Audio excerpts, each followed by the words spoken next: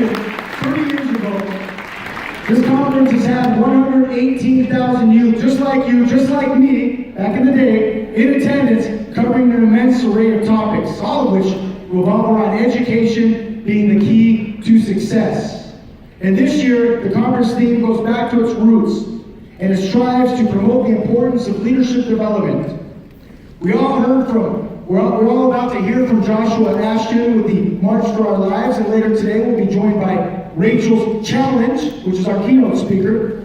At this upcoming keynote, you're going to hear the inspiring story of Rachel Scott, whose example of acceptance was brought to light when she became the first victim of the Columbine High School tragedy almost 20 years ago.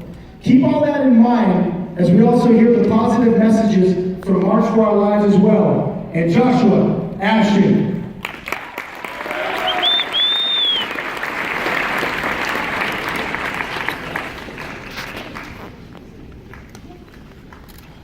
Good morning, everyone. My name is Joshua Ashton. I am a senior at Empire High School, and in addition to being the political co-director for March for Our Lives Arizona next year, I'm a community advocate for education involved with the Metropolitan Education Commission and with a few other community organizations such as Chief 60 AZ and AZ Ed 101. Today, I will be speaking to all of you about March for Our Lives Arizona, my experience with it, the importance and magnitude of the issue of gun violence, and how you can get involved in an issue that you care about, regardless of whether or not it's gun violence, whether it's mental health, education, what have you. So, a bit of an introduction on what March for Our Lives Arizona is. We are a nonprofit, school-oriented gun violence prevention organization. We advocate in the state legislature and school boards for more robust and comprehensive school safety and mental health policies. We engage in youth voter registration drives across the state. And for the last election, we registered about 3,500 high school students to vote in the 2018 election.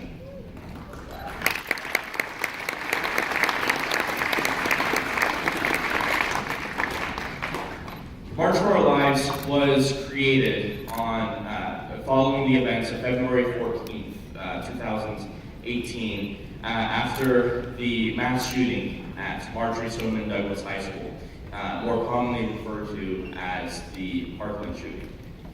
Hundreds of thousands of students organized and marched on March 24th, 2018, showing support to the 17 victims, the survivors, and for gun reforms to end this needless cycle of violence. 20 years ago, on April 20th, 1999, 12 students and a teacher were gunned down in Columbine High School. The issue of school safety, individuals obtaining firearms that really are not in a state of mind to be able to access firearms or have criminal backgrounds, the stigmatization of mental health issues, the lack of recognition and support for mental health in our schools has been a long-lasting issue that has been pervasive in our society for over 20 years now. Our keynote speaker, Rachel's Challenge, is the uncle of Rachel, who was the first victim in the Columbine shooting. Rachel's Challenge advocates to end bullying, to end the stigmatization around bullying and harassment. And this is a very important aspect of our schools and our public education that we don't talk about enough.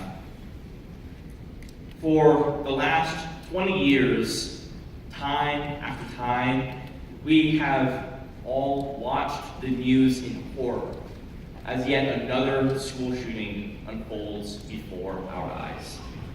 For the last 20 years, our politicians on both sides of the aisle have failed to recognize or address the issue of gun violence and mental health and hatred and violence within our schools.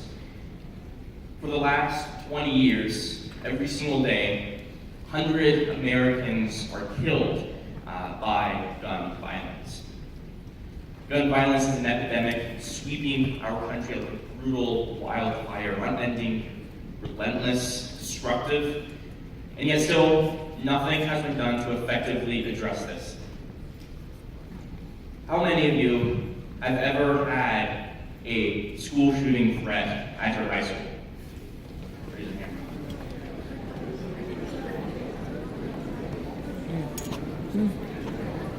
The fact that we even have these threats is terrible in and of itself. And for anyone here who has been a victim of gun violence or is related to someone of gun violence, our hearts go out to you.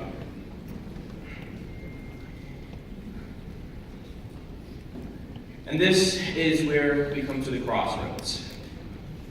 Shall we continue to lament at our society falling apart before our eyes, or will we stand up? Will we speak up, and will we rise up?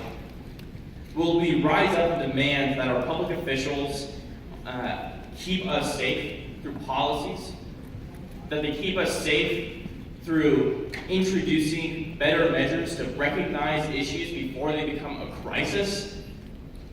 More importantly, will you rise up and fight? It's all of you, you're already doing it. Coming here today to the Youth Leadership Conference is a vital first step in getting involved in an issue that you care about. You've already had access to a wide variety of organizations, their materials, and information about how you can get involved with them. The next step is the hardest, and that is to make a commitment. You need to make a commitment to yourself that you will fight for something that you care about. You need to make a commitment to yourself that you're doing something for the right intentions, that you need to fight for something that is greater than yourself. It'll feel overwhelming at first, and that's okay. It always is. But if you make that commitment, you follow through with that commitment, all of the right pieces will click together. You'll meet the right people. You'll learn about the right organizations. You'll understand how the process works.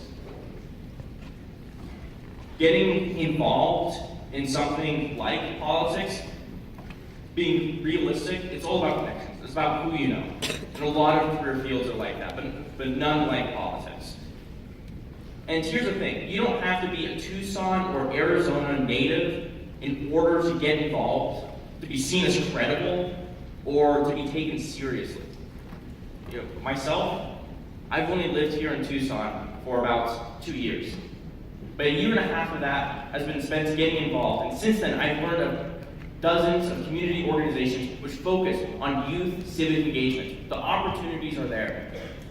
You don't need to be a registered voter. You don't need to be 18. You don't need to be 26 or some arbitrary number to be seen as credible, to be taken seriously, to get involved.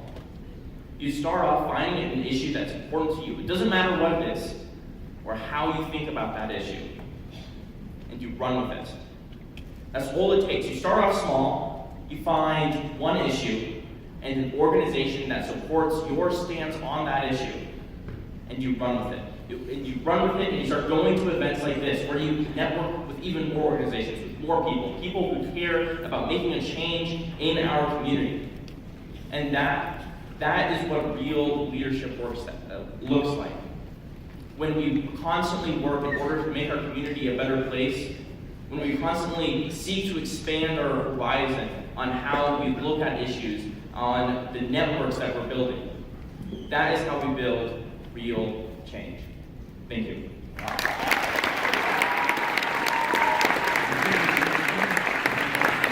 We have once again marginalized Joshua Ashton.